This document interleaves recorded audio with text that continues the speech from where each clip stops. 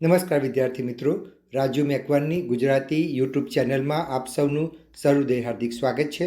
વિદ્યાર્થી મિત્રો, આજે આપણે ધોરણ 6 પ્રથમ ભાષા ગુજરાતી અજમાયશી પાઠ્યપુસ્તક પલાસમાં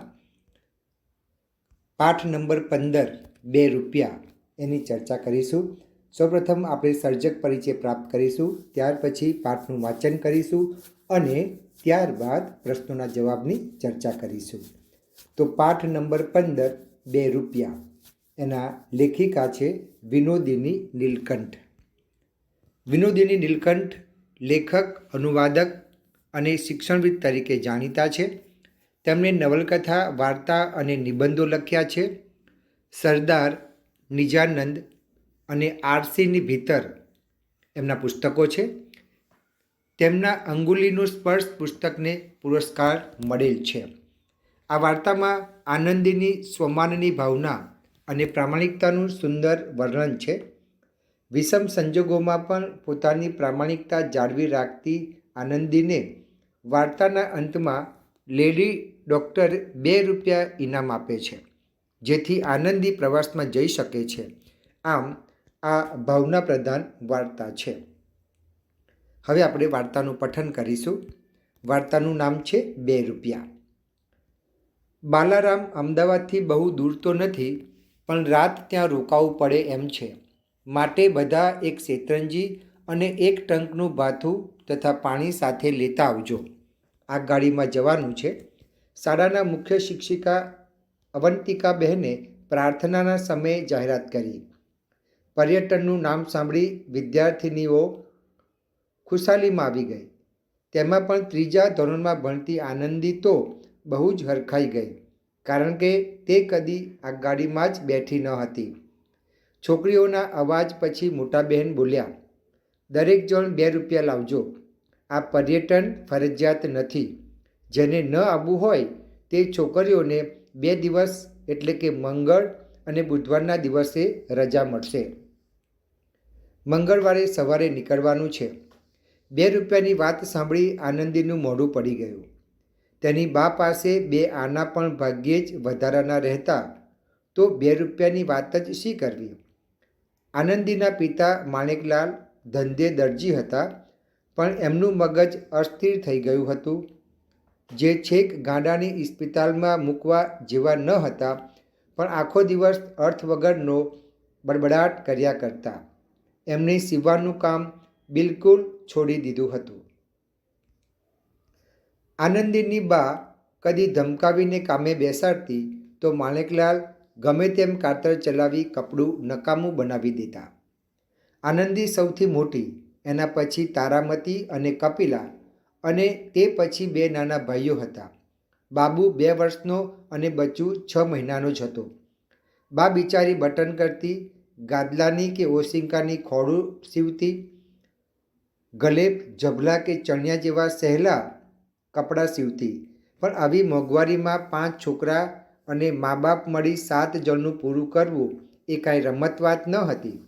આનંદીનું કુટુંબ એક મંદિરના ચોગનમાં આવેલી ઓરડીમાં રહેતું હતું. ચોગરની બહાર એક સ્ત્રી દાક્તરનું દવાખાનું હતું. તે દાક્તરના દવાખાને આનંદીની મમ્મી કામે જતા. બાએ પૂછ્યું, કેમ બેટા, આજે મોઢું પડી ગયું છે? પણ આનંદીએ કહ્યું, કાંઈ નહીં બા. એ સમજતી હતી કે ₹2ની વાત જાણી બા બિચારી જીવ બાળશે. હશે, ઉજાણીમાં નહીં જવાય તો શું થયું? 2 દિવસ રજા પડશે તો ઘરે બેઠા ગમ્મત કરીશું. તેણે પોતાના નિરાશ બનેલા જીવને ફોસલાવા માંડ્યો. આનંદીને ઊંઘ ન આવી. આ કેવું અન્યાય! અમે કેમ ગરીબ?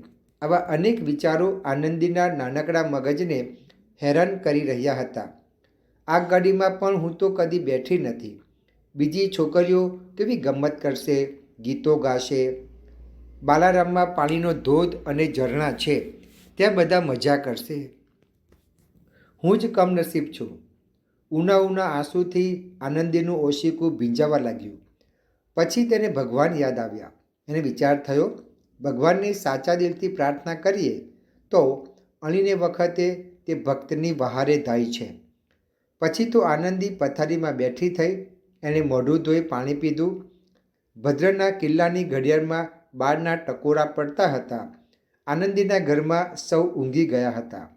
ચારેકોર નીરવ શાંતિ હતી. ઉઘાડી બારીમાંથી તારાઓનું અજવાળું આનંદીની પથારી ઉપર પથરાતું હતું. પથારીમાં બેઠે બેઠે આનંદીએ ભગવાનને પ્રાર્થના કરી કે હે દીનાનાથ, દીનદયાળ, હું ગરીબની છોકરી છું. ધન દોલત, હાથી ઘોડા, હીરા મોતી કે હવેલી મહેલની મને આશા નથી. હું તો માગું છું ફક્ત 2 રૂપિયા. એટલી રકમનો તારે શો હિસાબ? 2 રૂપિયા ગમે તે રીતે અપાવે તો હે પ્રભુ, તારો ઉપકાર નહીં ભૂલું. પ્રાર્થના કર્યાથી આનંદીનું મન જરા હળવું થયું અને તે ઊંઘી ગઈ. સવારે ઉઠીને તે પોતાની બા સાથે દવાખાને ગઈ. ડૉક્ટરની ખુરશી નીચે 2 રૂપિયાની નોટ પડી હતી. એ નોટ જોઈ આનંદી રાજી રાજી થઈ ગઈ. નક્કી આ નોટ ભગવાને જ મૂકી હશે. એણે મનમાં વિચાર કર્યો. નોટ ખિસ્સામાં મૂકી ઉમંગભેર એણે કામ પતાવી દીધું. પાણીનું માટલું ભરવા નળ ઉપર ગઈ ત્યારે આનંદીના પિતા ત્યાં દાંતણ કરતા હતા. તેથી આનંદીને જરા થોભવું પડ્યું. શાંત ચિત્તે એ વિચારવા લાગી, ભગવાને નોટ મોકલી એમ હું કહું છું, પણ ખરેખર તો એ કોઈની જ પડી ગઈ હશે. ડૉક્ટરની હોય કે કદાચ કોઈ ગરીબ ગુરબાની પરાણે એકઠી કરેલી પૂંજીમાંની પણ હોય. મારાથી તે કેમ લેવાય? ઉજાણીએ જવાનું ન હોત તો હું કદી આ નોટ ખિસ્સામાં મૂકત ખરી? ચોરી કરીને ઉજાણીએ જવાય ખરું? ભગવાન કદી ચોરી કરાવે ખરો? ચોરી કરું તો ભગવાન જરૂર નારાજ થાય. બા જાણે તો કેટલી દુઃખી થાય. ઉજાણીએ નહીં જવાય તો કાંઈ નહીં. આનંદીના મગજમાં ગડમથલ ચાલી. માટલું ભરાઈને છલકાઈ જવા લાગ્યું, પણ તેને ભાન જ નહીં. છેવટે ભાન આવતા એણે ડૉક્ટરના દવાખાને જઈ પાણિયારા ઉપર માટલું મૂક્યું. ત્યાં ડૉક્ટરે પૂછ્યું, આનંદી, પેલી મંગુબાઈ હમણાં આવીને કહેતી હતી કે એની 2 રૂપિયાની નોટ ખોવાઈ ગઈ છે. તને જડી છે આનંદી? મંગુ બિચારી ગરીબ છે અને માંડ 2 રૂપિયા ઊભા કર્યા હતા. કોણ જાણે એ જૂઠું બોલતી હોય. આનંદીએ ખિસ્સામાંથી 2 રૂપિયાની નોટ કાઢી ડૉક્ટરના હાથમાં મૂકી. એની આંખમાં આંસુ આવી ગયા. તે જોઈ ડૉક્ટરને ખૂબ નવાઈ લાગી. એમણે પૂછ્યું, કેમ રડે છે આનંદી? આનંદીથી ન રહેવાયું અને અતથી ઇતિ સુધી બધી હકીકત કહી સંભળાવી. ડૉક્ટર બહુ દયાળુ હતા. તેમણે પોતાનું પર્સ કાઢી અને 2 રૂપિયા કાઢી આપ્યા. તું સાચું બોલી એનું ઇનામ. આનંદીના પગને પાંખો આવી. દોડતી દોડતી નિશાળે ગઈ. સૌથી પહેલી જઈને એણે ઉજાણીના 2 રૂપિયા મોટા બહેનને આપ્યા. મોટા બહેન કહે, કેમ આજે બહુ ખુશાલીમાં છે? આનંદીએ બધી હકીકત કહી સંભળાવી. આનંદીના ઘરની સ્થિતિનો ખ્યાલ મોટા બહેનને ન હતો. એમણે આનંદીનું નામ ત્યાર પછી માફી વિદ્યાર્થીની તરીકે દાખલ કર્યું અને ચોપડીઓ, નોટબુકો વગેરે પોતાના ખર્ચે આપવાનું નક્કી કર્યું. બાલારામની ઉજાણી થઈ. સૌને ખૂબ ગમ્મત પડી. પણ ભગવાને જેને 2 રૂપિયાની ભેટ મોકલી તે આનંદી જેટલો આનંદ બીજા કોઈને આવ્યો હશે ખરો? તો વિદ્યાર્થી મિત્રો, અહીં આપણે પાઠ વાંચન પૂર્ણ કરીએ છીએ. હવે આપણે શબ્દાર્થની ચર્ચા કરી લઈએ. ટંક એટલે નક્કી વેળા, જેમ કે ખાવાનો કે દોહવાનો. ભાથું એટલે ભાથું અથવા મુસાફરી કે કામના સ્થળે સાથે લીધેલું ખાવાનું. ઇસ્પિતાલ એટલે દવાખાનું અથવા હોસ્પિટલ. પૂંજી એટલે દોલત. ચિત્ત એટલે અંતઃકરણ. લક્ષ્ય એટલે ધ્યાન. પર્સ એટલે પાકીટ અથવા બટવો. દીનદયાળ એટલે ગરીબ પર દયા કરનારું. દીનાનાથ એટલે ગરીબનો બેલી. અને ગડમથલ એટલે મહેનત અથવા મથામણ. હવે રૂઢિપ્રયોગો જોઈએ. હૈયું ભારે થવું એટલે દુઃખનો અનુભવ કરવો. મોઢું પડી જવું એટલે ઉદાસ થઈ જવું. જીવ બાળવો એટલે ચિંતા કરવી. વહારે ધાવવું એટલે મદદ કરવી. અતથી ઇતિ સુધી એટલે પહેલેથી છેલ્લે. પગે પાંખો આવવી એટલે ઉત્સાહમાં આવી જવું. હવે શબ્દ સૌ માટે એક શબ્દ આપો. એમાં એક જાતનું રંગીન કે ભાતીવાળું પાથરણું એટલે શેતરંજી. મંદિર ઇત્યાદિ સ્થળે નાસ્તા પાણી કે જમણ સાથે થતી ઉજવણી, વનભોજન મિજબાની એને કહેવાય ઉજાણી. હવે આપણે વાતચીતના પ્રશ્નોના જવાબની ચર્ચા કરીએ. એમાં પ્રશ્ન નંબર 1, તમે છેલ્લે પ્રવાસ કે પર્યટન ગયા હો તેના વિશે કહો. જવાબ: હું છેલ્લે શાળામાંથી મિત્રો સાથે જૂનાગઢના પ્રવાસે ગયો હતો. અમે ત્યાં નરસિંહ મહેતાનો ચોરો, દામોદર કુંડ, વિલિંગડન ડેમ, શક્કરબાર પ્રાણી સંગ્રહાલય વગેરેની મુલાકાત લીધી હતી. પ્રશ્ન નંબર 2, તમને પ્રવાસ જવું ગમે? કેમ? તો જવાબ: હા, મને પ્રવાસ બહુ ગમે છે. પ્રવાસમાં જવાથી આપણને નવા સ્થળો પ્રત્યક્ષ જોવા મળે છે. નવું નવું જાણવા સમજવાથી જાત જાતના અનુભવ અને આનંદ મળે છે. પ્રાકૃતિક સ્થળોએ ફરવાથી આપણા સ્વાસ્થ્ય પર સારી અસરો થાય છે. પ્રશ્ન નંબર 3, તમારા પ્રાર્થના સંમેલનમાં કઈ કઈ જાહેરાત થાય છે? જવાબ: અમારી શાળાના પ્રાર્થના સંમેલનમાં પ્રવાસ જવાની, અલગ અલગ સ્પર્ધા, સાંસ્કૃતિક કાર્યક્રમો વગેરેની વિવિધ જાહેરાત થાય છે. પ્રશ્ન નંબર 4, પ્રવાસે જવા તમારે ક્યારેય કોઈ મુશ્કેલીનો સામનો કરવો પડ્યો છે? કહો. જવાબ: હા, 2 વર્ષ પહેલાં મારે શાળામાંથી પાવાગઢ આજવા નિમેટા ગાર્ડનના પ્રવાસે જવાનું હતું. મેં મમ્મીને વાત કરી. મમ્મીએ પપ્પાને કહ્યું. પપ્પાએ સંમતિ આપી. પૈસા જમા કરાવી દેવા કહ્યું. એ વખતે મારી નાની બહેન આવીને જીદ પકડી. ભાઈ જશે તો હું પણ જઈશ. મમ્મી પપ્પાએ બહુ સમજાવી. ભાઈ મોટો છે, તેના શાળાના પ્રવાસમાં તારે ન જવાય. પણ ચારવી માને? એની તો એક જ રટ, ભાઈ જશે તો હું પણ જઈશ, નહીં તો ભાઈ પણ નહીં જાય. પપ્પાએ પણ એનો પક્ષ લીધો. પૈસા ભરવાની છેલ્લી તારીખ પહેલાં ચારવી માની જાય તો આપણે તારા પૈસા ભરીશું, નહીં તો તારે પ્રવાસે જવાનું નથી. ત્રીજે દિવસે અમે બંને રમતા હતા. મારું એક રમકડું એને ખૂબ ગમતું હતું. તે મેં તેને આપવાનું વચન આપ્યું. ત્યારે તે મને શાળામાંથી એકલો પ્રવાસ જવા દેવા તૈયાર થઈ. આમ ચારવીને એક દિવસ સમજાવવાની અથાગ મહેનતના અંતે મને પ્રવાસ જવા મળ્યું હતું. પ્રશ્ન નંબર 5, તમને કોઈ વસ્તુ જડે તો તમે શું કરો? કેમ? જવાબ: મને કોઈ વસ્તુ ઘરની આજુબાજુ કે સોસાયટીમાંથી જડે તો હું તે વસ્તુ મારા મમ્મી પપ્પા દાદાને આપીને જેની હોય તેને પહોંચતી કરવાનું કહું. જો શાળામાંથી કોઈ વસ્તુ જડે તો આચાર્યશ્રીની કેબિનમાં જમા કરાવી જે તે વિદ્યાર્થીને આપવાનું કહું. પ્રશ્ન નંબર 6, તમને ક્યારેય કોઈ વસ્તુ જડી હોય તે વિશે કહો. જવાબ: હા, મને એકવાર સોસાયટીના કોમન પ્લોટમાં રમતી વખતે એક સોનાની ચેન મળી હતી. સોનાની ચેન જોઈને હું તેને ખિસ્સામાં મૂકીને સીધો ઘરે આવ્યો હતો.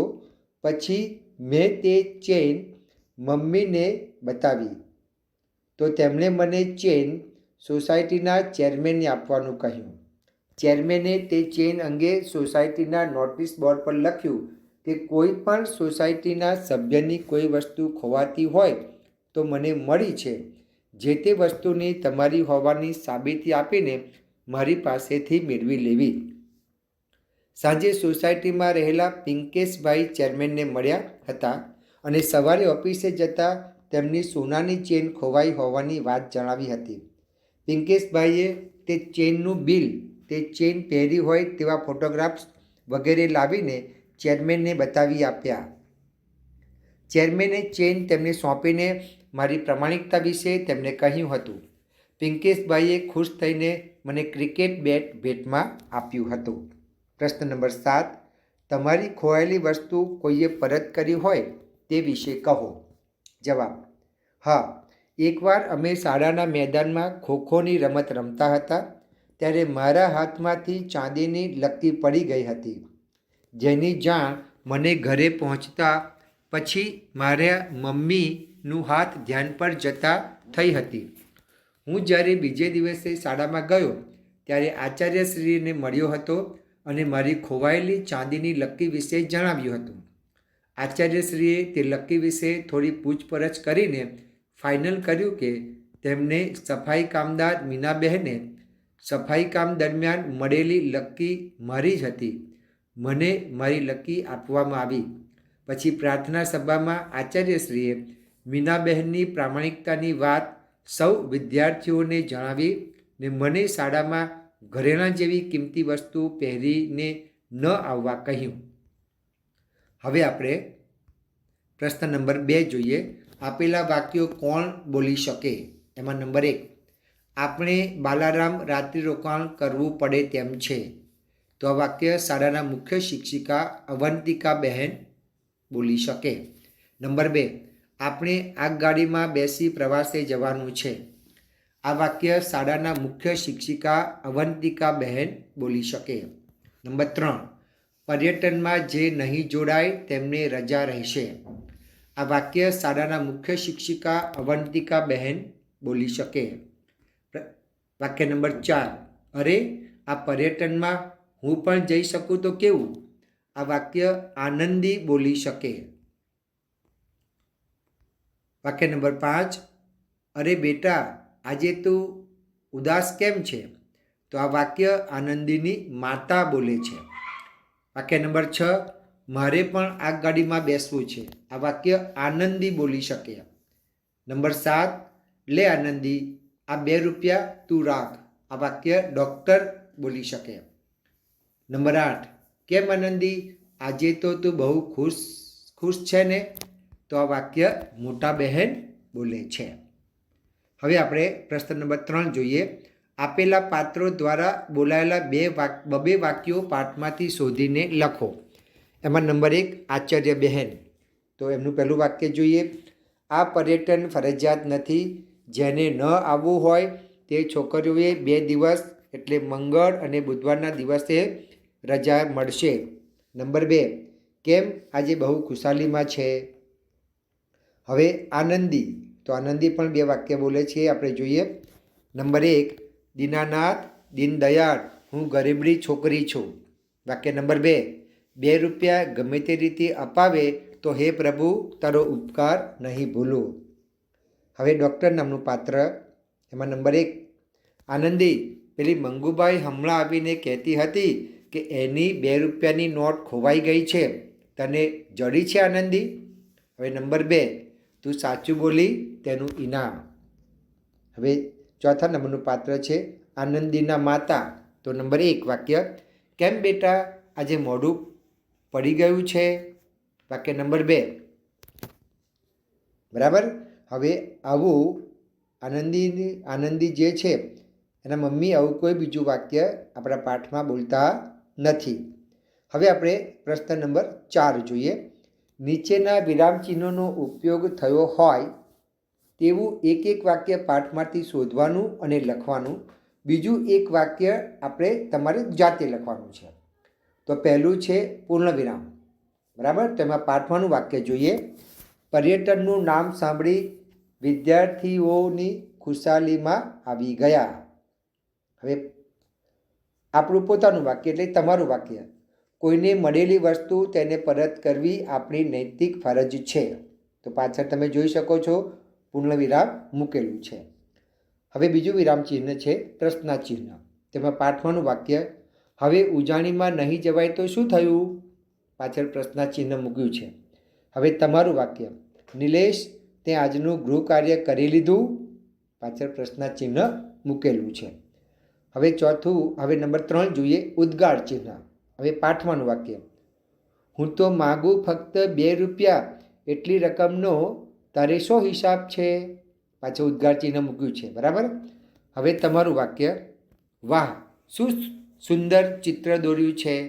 તો આમાં વાહ અને છે એ બંને પાછળ ઉદ્ગાર ચિહ્ન મૂકેલું છે. હવે નંબર 4 અવતરણ ચિહ્ન જોઈએ. પાઠનું વાક્ય, કેમ રડે છે આનંદી? તમે જોઈ શકો છો પાઠની શરૂઆતમાં અને અંતમાં ઉપર અવતરણ ચિહ્ન મૂકેલા છે. હવે તમારું વાક્ય, પિતાજીએ કહ્યું આ રવિવારે આપણે ફરવા જવાનું છે. તો આ અને છે, બરાબર, એ જગ્યાએ અવતરણ ચિહ્ન મૂકેલા છે. હવે નંબર 5, ઉદાહરણ મુજબ બીજા શબ્દો લખી વાક્ય બનાવો. તો આમાં નંબર ઉદાહરણ આપ્યું છે દોડતી દોડતી. તેનું વાક્ય છે આનંદી દોડતી દોડતી નિશાળે ગઈ. હવે નંબર 1 જોઈએ, હસતી હસતી. તો મારી બહેનને વર્ગમાં પ્રથમ ક્રમાંક મળ્યો, તેથી તે હસતી હસતી ઘેર આવી. તો વિદ્યાર્થી મિત્રો, તમે જોઈ શકો છો કે એ શબ્દનો ઉપયોગ કર્યો છે, એની નીચે મેં લીટી દોરેલી છે. નંબર 2, કૂદતી કૂદતી. તો પરીક્ષાની બધી તૈયારીઓ પૂરી થતાં માનુષી કૂદતી કૂદતી શાળાએ ગઈ. હવે આપણે જોઈએ ફરતી ફરતી, બરાબર. તો રાધા શાળાએથી છૂટ્યા બાદ બજારમાં ફરતી ફરતી ઘરે ગઈ. તો આમાં ફરતી ફરતી શબ્દ છે. નંબર 4, રમતી રમતી, બરાબર. તો કિયારા તેનું ગૃહ કાર્ય રમતી રમતી કરે છે. રમતી રમતી શબ્દ નીચે મેં લીટી દોરી છે, બરાબર, તમને ખ્યાલ આવે એટલા માટે. નંબર 5, ઉડતી ઉડતી. તો ચકલી ઉડતી ઉડતી અમારા ઘરમાં આવી, બરાબર. હવે વિદ્યાર્થી મિત્રો, આપણે અહીંયા તમે જોઈ શકો છો પ્રશ્ન નંબર 6માં વાક્ય ટુકડા ભેગા કરી અર્થપૂર્ણ વાક્ય બનાવવાનું છે, બરાબર. તો 3 ભાગમાં 3 કોઠા આપેલા છે. એમાંથી આપણે પહેલું વાક્ય બનાવવું હોય તો બનાવી શકાય. ડૉક્ટરની ખુરશી નીચે 2 રૂપિયાની એક નોટ પડી હતી. બીજું વાક્ય, પર્યટનનું નામ સાંભળી વિદ્યાર્થિનીઓ ખુશાલીમાં આવી ગઈ. ત્રીજું વાક્ય, આનંદીના ઘરમાં સૌ ઊંઘી ગયા હતા. ચોથું વાક્ય, 2 રૂપિયાની વાત સાંભળી આનંદીનું મોઢું પડી ગયું. અને પાંચમું વાક્ય, બાલારામ અમદાવાદથી બહુ દૂર તો નથી, બરાબર. તો વિદ્યાર્થી મિત્રો, અહીંયા તમે જોઈ શકો છો ઉત્તરમાં આ રીતે તમારે વાક્ય લખવાના છે. 5 વાક્ય છે, બરાબર. વાક્ય નંબર 1, ડૉક્ટરની ખુરશી નીચે 2 રૂપિયાની એક નોટ પડી હતી. બીજું વાક્ય, પર્યટનનું નામ સાંભળી વિદ્યાર્થીનીઓ ખુશાલીમાં આવી ગઈ. ત્રીજું વાક્ય, આનંદીના ઘરમાં સૌ ઊંઘી ગયા હતા. ચોથું વાક્ય, 2 રૂપિયાની વાત સાંભળી આનંદીનું મોઢું પડી ગયું. અને પાંચમું વાક્ય, બાલારામ અમદાવાદથી બહુ દૂર તો નથી. હવે આપણે પ્રશ્ન નંબર 7 જોઈએ. પ્રશ્નના ઉત્તર લખો. એમાં નંબર 1, કઈ વાત સાંભળી આનંદી નિરાશ થઈ ગઈ? તો જવાબ, શાળામાંથી બાલારામ પર્યટન જવા માટે 2 રૂપિયા જમા કરાવવાની વાતથી આનંદી નિરાશ થઈ ગઈ. બીજો પ્રશ્ન, આનંદીએ 2 રૂપિયાની વાત કોને ન કરી? શા માટે? જવાબ, આનંદીએ 2 રૂપિયાની વાત તેની માતાને ન કરી, કારણ કે તેના ઘરની પરિસ્થિતિ તે જાણતી હતી.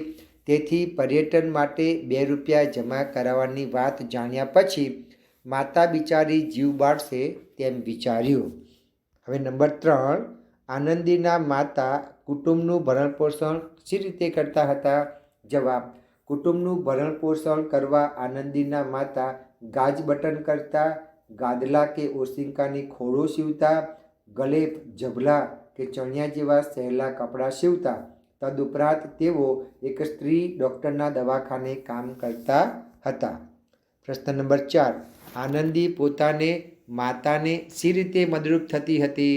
તો જવાબ, આનંદી તેની માતાને સ્ત્રી ડૉક્ટરના દવાખાને કામમાં મદદ કરતી હતી.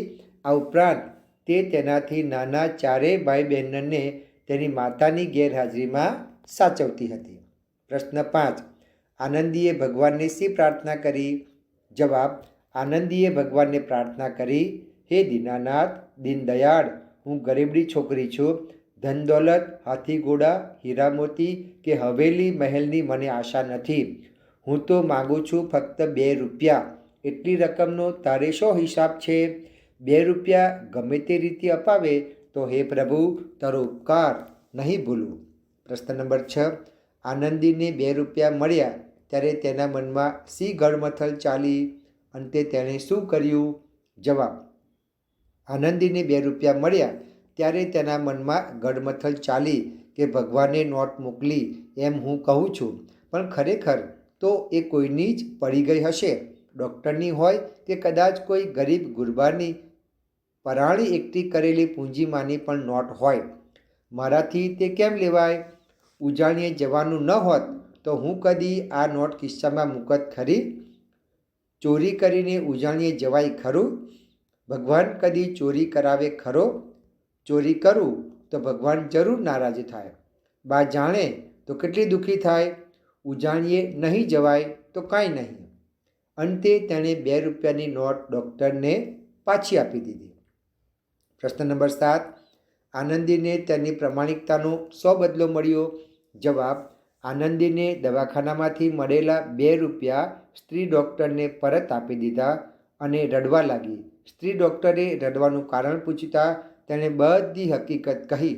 આથી દયાળુ સ્ત્રી ડૉક્ટરે પોતાના પર્સમાંથી કાઢીને તેને તે સાચું બોલી તેના ઇનામ રૂપે 2 રૂપિયા પર્યટન જવા આપ્યા. હવે પ્રશ્ન નંબર 8. તમે કરેલા પ્રવાસનું વર્ણન કરતો પત્ર તમારા મિત્રને લખો. વિદ્યાર્થી મિત્રો, આપણે તેનો જવાબ જોઈએ.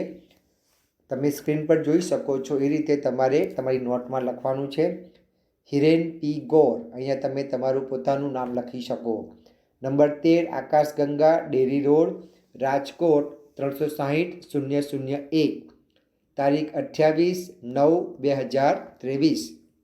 પછી હાસ્યની અડીને લખવાનું છે પ્રિય મિત્ર શુભમ, પછી અલ્પ વિરામ મૂકવાનું છે અને પેરેગ્રાફ પાડીને લખીએ તારો પત્ર મળ્યો, અમે બધા અહીં મજામાં છીએ, તું અને પરિવાર પણ મજામાં હશો. પૂર્ણ વિરામ. પછી બીજો પેરેગ્રાફ પાડવાનો છે, તમે સ્ક્રીન પર જોઈ શકો છો. તું થોડા દિવસ અગાઉ શાળામાંથી દ્વારકાના પ્રવાસે જઈ આવ્યો તે જાણીને ખૂબ આનંદ થયો. હું પણ છેલ્લા અઠવાડિયે શાળામાંથી કચ્છ ભુજના પ્રવાસે જઈ આવ્યો. એ પ્રવાસના રોમાંચક અનુભવો હું તને જણાવું છું. પછીનો પેરેગ્રાફ છે, ત્રીજો પેરેગ્રાફ. 3 શિક્ષકો અને 52 વિદ્યાર્થીઓ લક્ઝરી બસ દ્વારા વહેલી સવારે કચ્છ ભુજના પ્રવાસે નીકળ્યા. સાયલા, ચોટીલા, માટેલ વગેરે સ્થળો જોઈને અમે મોરબી થઈને અંજાર પહોંચ્યા. ત્યાં સુધીમાં રાત થઈ ગઈ હતી. અમે રાત્રે એક ધર્મશાળામાં રોકાયા. બીજે દિવસે સવારે અમે અંજારમાં જેસલ તોરલની સમાધિ જોઈ. અમે અંજારના બજારમાંથી સૂડી અને ચપ્પુની ખરીદી કરી. બપોરનું ભોજન કર્યા પછી અમે ભુજ તરફ રવાના થયા. સાંજે અમે ભુજના સ્વામિનારાયણ મંદિરની ધર્મશાળાએ પહોંચ્યા. રાત્રે ગરમાગરમ ખીચડી કઢી જમીને સૂઈ ગયા. સવારે તૈયાર થઈ અમે ભુજના જોવાલાયક સ્થળો, મ્યુઝિયમ અને મહેલની મુલાકાત લીધી. ભુજનું તળાવ જોઈ અમે માંડવી તરફ રવાના થયા. માંડવીથી અમે માતાના મઢે પહોંચ્યા. માતાના દર્શન કરી અમે ત્યાં રાત્રિ રોકાણ કર્યું. વહેલી સવારે માતાના મઢમાંથી નીકળીને અમે નારાયણ સરોવર ગયા. અમે ત્યાં કોટેશ્વર મહાદેવના દર્શન કર્યા. વિશાળ દરિયો જોઈ અમારી અંદર પણ આનંદના મોજા ઉછળવા લાગ્યા. ત્યારબાદ અમે કંડલા તરફ જઈ ત્યાંના બંદરની મુલાકાત લીધી. આ બંદર ભારતના પશ્ચિમી કિનારા પરનું સૌથી મોટું બંદર છે. ત્યાં માલ સામાનના વિશાળ જહાજોની આવજા જોઈને મજા આવી ગઈ. કંડલા બંદરથી લક્ઝરીમાં રાત્રિ પ્રવાસ કરીને બીજા દિવસે સવારે અમે શાળાએ પરત આવ્યા. આમ કચ્છ ભુજના આ પ્રવાસમાં મને ખૂબ મજા આવી. મારા દાદા પણ કહે છે કે પ્રવાસ કરવાથી આપણામાં સંપ, સહકાર, સહનશીલતા અને સાહસિકતા જેવા ગુણોનો વિકાસ થાય છે.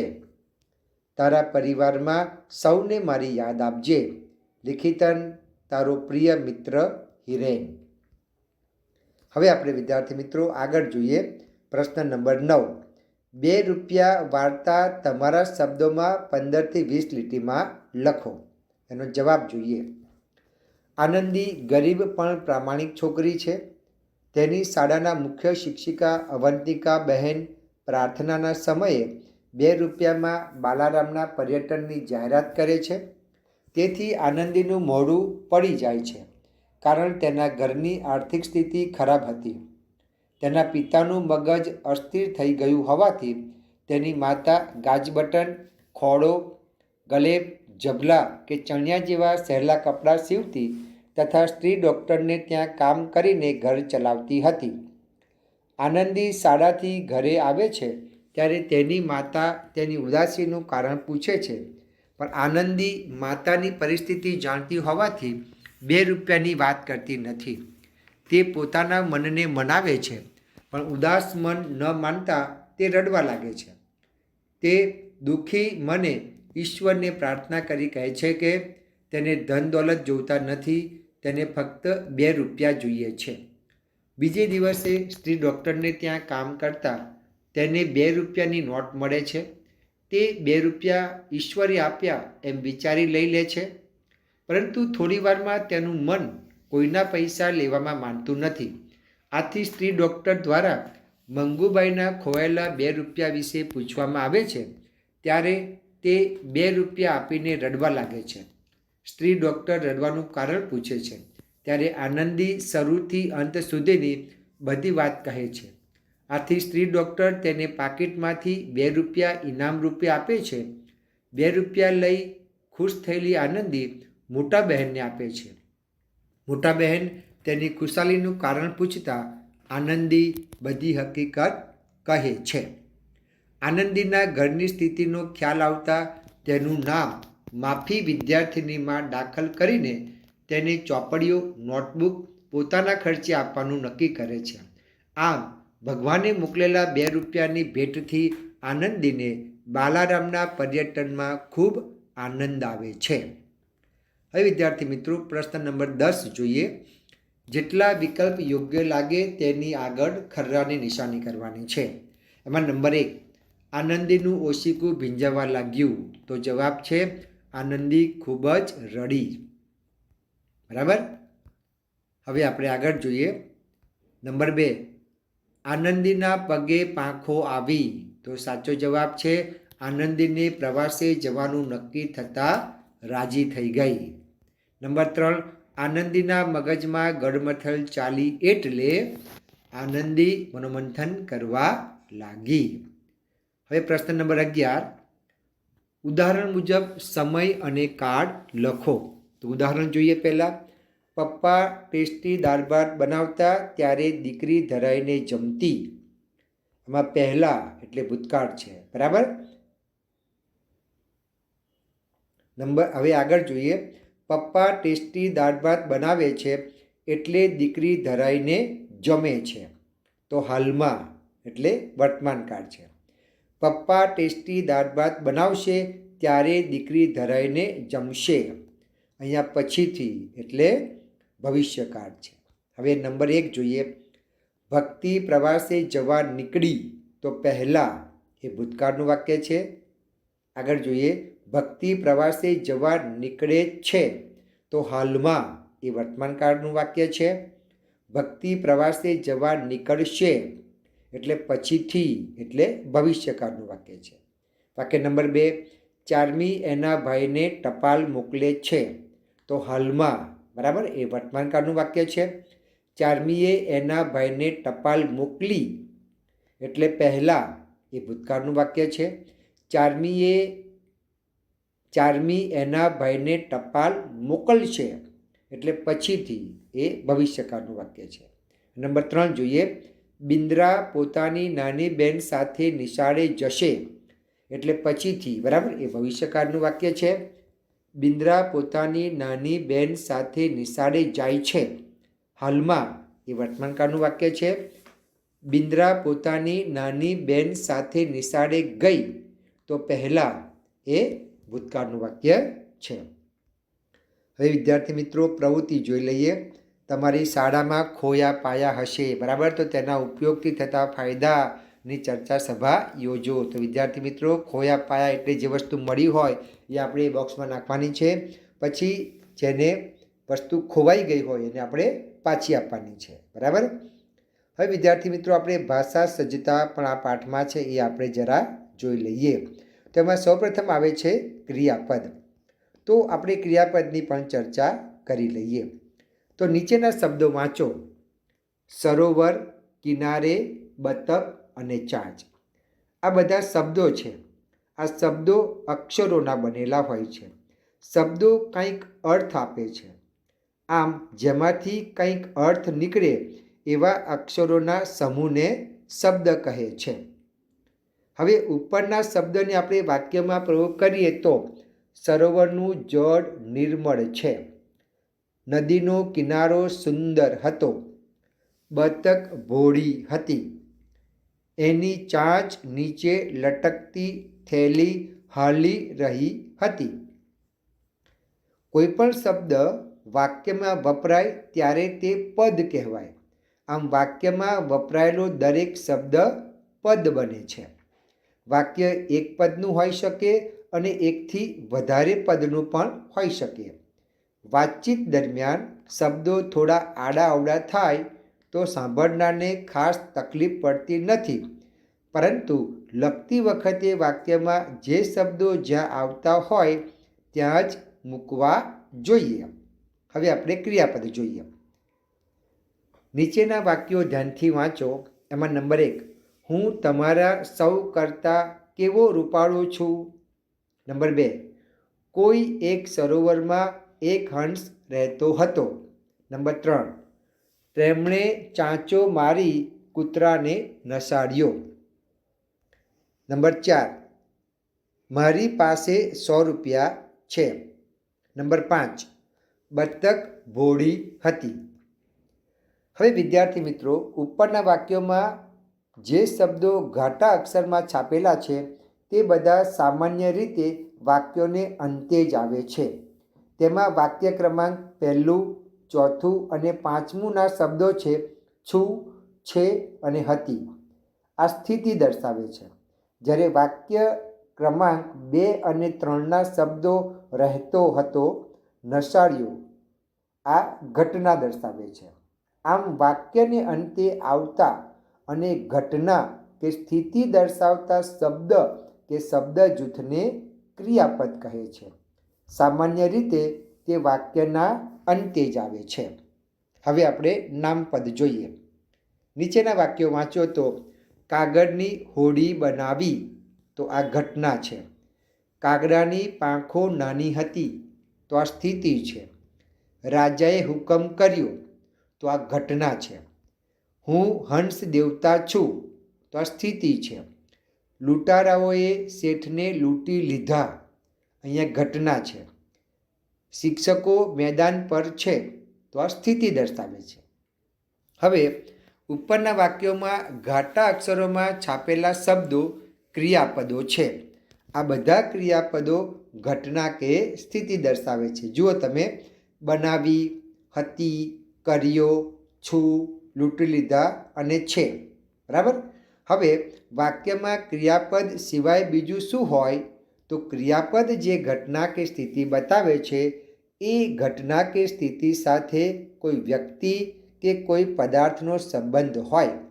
ઉપરના પહેલા વાક્યમાં કાગળ અને હોડી, બીજા વાક્યમાં કાગડો અને પાંખો, ત્રીજા વાક્યમાં રાજા અને હુકમ, ચોથા વાક્યમાં હું, હંસ અને દેવતા, પાંચમા વાક્યમાં લૂંટારાઓ અને શેઠ, અને છઠ્ઠા વાક્યમાં શિક્ષકો અને મેદાન વગેરે શબ્દો છે. આમ વાક્યમાં ક્રિયાપદ સિવાય જે શબ્દથી પદાર્થો કે વ્યક્તિઓ સૂચવાય છે તેને નામપદ કહે છે. સામાન્ય રીતે વાક્યમાં ઓછામાં ઓછું એક નામપદ અને એક ક્રિયાપદ તો હોય જ છે. ઉદાહરણ જોઈએ. નંબર 1: આસપાસના ગામમાં આ વાત ફેલાઈ ગઈ. તો ગામમાં અને વાત આ બંને નામપદ છે અને ફેલાઈ એ ક્રિયાપદ છે. બીજું ઉદાહરણ જોઈએ. એક ગોવાળિયો ટેકરા પર બેઠો હતો. તો ગોવાળિયો અને ટેકરા આ બંને નામપદ છે અને બેઠો હતો એ ક્રિયાપદ છે. હવે સામાન્ય રીતે ક્રિયાપદ વાક્યને અંતે અને નામપદ ક્રિયાપદની પહેલાં મુકાય છે. હવે ક્રિયાપદના 3 કાળ છે. એક વર્તમાન કાળ, તો એમાં આપણે વાક્ય જોઈએ. વાક્ય નંબર 1, ઘોડો ઘાસ ખાય છે. નંબર 2, હું કેરમ રમું છું. નંબર 3, કોયલ આંબા ડાળે ટહુકે છે. હવે અહીંયા જે લીટી દોરેલા વાક્યો છે, ખાય છે, રમું છું, ટહુકે છે, એ ક્રિયાપદો ક્રિયા અત્યારે થઈ રહી છે તે દર્શાવે છે. જે વાક્યમાં ક્રિયા અત્યારે થઈ રહી છે, ચાલુ છે, એવું દર્શાવે તે વાક્યને વર્તમાન કાળ કહે છે. આપીએ છીએ, ગાય છે, રમે છે, દોડે છે વગેરે વર્તમાન કાળ દર્શાવે છે. હવે આપણે ભૂતકાળ જોઈએ. તો આપણે વાક્ય જોઈએ તો તમને ખ્યાલ આવશે. ઘોડો ઘાસ ખાતો હતો. હું કેરમ રમતો હતો. કોયલ આંબા ડાળે ટહુકતી હતી. હવે ખાતો હતો, રમતો હતો ને ટહુકતી હતી. લીટી દોરેલા ક્રિયાપદો ક્રિયા અગાઉ થઈ ગઈ હતી તે દર્શાવે છે. જે વાક્યમાં ક્રિયા અગાઉ થઈ ગઈ હોય, પૂર્ણ થઈ હોવાનો નિર્દેશ હોય, તે વાક્યને ભૂતકાળ કહે છે. બોલ્યો, વળગી પડ્યો, આવ્યો, દોડતો હતો, ખાતો હતો વગેરે ભૂતકાળ દર્શાવે છે. હવે ભવિષ્યકાળ. ઘોડો ઘાસ ખાશે. હું કેરમ રમીશ. કોયલ આંબા ડાળે ટહુકશે. હવે ખાશે, રમીશ અને ટહુકશે. લીટી દોરેલા ક્રિયાપદો હવે પછીની ક્રિયા બનશે એવું સૂચવે છે. જે વાક્યમાં ક્રિયા હવે પછી થવાની હોય એવી સંભાવના હોય તે વાક્યને ભવિષ્યકાળ કહે છે. આવશે, ચગાવીશું, ચીવડશે, રમશે વગેરે ભવિષ્યકાળ દર્શાવે છે. હવે આપણે જોઈએ અન્ય ઉદાહરણોમાં. નંબર 1, અમે આ રમકડા ખૂબ જ જતનથી રાખીશું. નંબર 2, હું જાત મહેનત કરીશ. નંબર 3, આપણા ભાઈબંધ સ્નેહીને બોલાવી કાલે કાપણી કરીશું. તો આ ઉપરના 3 ઉદાહરણોમાં જે રેખાંકિત ક્રિયાપદો એ ભવિષ્યકાળના છે. ટૂંકમાં એમ કહી શકાય કે થતી, થયેલી અને થનાર ક્રિયા અનુક્રમે વર્તમાન કાળ, ભૂતકાળ અને ભવિષ્યકાળ દર્શાવે છે. તો વિદ્યાર્થી મિત્રો, અહીંયા મારો વિડીયો પૂર્ણ કરું છું. વિદ્યાર્થી મિત્રો, મારો વિડીયો પૂરો કરતાં પહેલાં આપની એક બાબત ખાસ જણાવી દઉં કે જો તમે મારી યુટ્યુબ ચેનલ પર નવા આવ્યા હો તો મારી યુટ્યુબ ચેનલમાં આપણે ધોરણ 1 થી 12 ગુજરાતી વિષયને લગતા અભ્યાસ, સ્વાધ્યાય, વ્યાકરણ, ગદ્યાર્થ ગ્રહણ, પદ્યાર્થ ગ્રહણ, અર્થ વિસ્તાર, સંક્ષેપીકરણ, અહેવાલ લેખન, સાથે સાથે અરજી લેખન, એટલું જ નહીં, શાળામાં કાર્યક્રમનું આયોજન કેવી રીતે કરી શકાય તેના વિડીયો, કાર્યક્રમમાં આયોજન વખતે કેવી પ્રકારની પંક્તિ બોલી શકાય તેના વિડીયો, નાટક અને ગરબાના વિડીયો, સમાનાર્થી શબ્દો, રૂઢિપ્રયોગો, કહેવતો, કહેવત કથાઓ, પત્ર લેખન, આ બધા જ વિડીયો આપને મારી એકમાત્ર યુટ્યુબ ચેનલમાંથી મળી રહેશે. વિદ્યાર્થી મિત્રો, તમારે ચેનલને સબસ્ક્રાઈબ કરવાની છે. એ કર્યા બાદ તમે પ્લેલિસ્ટમાં જઈને જોઈ શકશો. તો આ સાથે જ મારો વિડીયો પૂર્ણ કરું છું. ફરી વખત નવા ટૉપિક સાથે મળીશું. ત્યાં સુધી આપની રજા લો. આવજો વિદ્યાર્થી મિત્રો, આવજો.